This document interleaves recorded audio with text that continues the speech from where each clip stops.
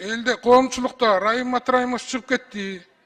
Эмнеге чыгып кетти? Бюджетке бир нерсе төлөдүбү? Кыргыз бюджетине кошумча коштубу? Же ушундай эле боло береби?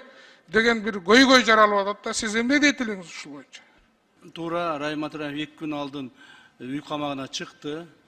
Райым Матраимов кармалганда биз аган 3 берене боюнча кылмыш ишин козгогонбуз.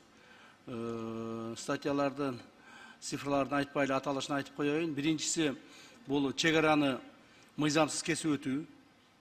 Экинчиси хулиганчылык. Так. Үчүнчүсү легализация преступных доходов. Так. 3 статья менен козгогонбуз. 8 ай тергедик.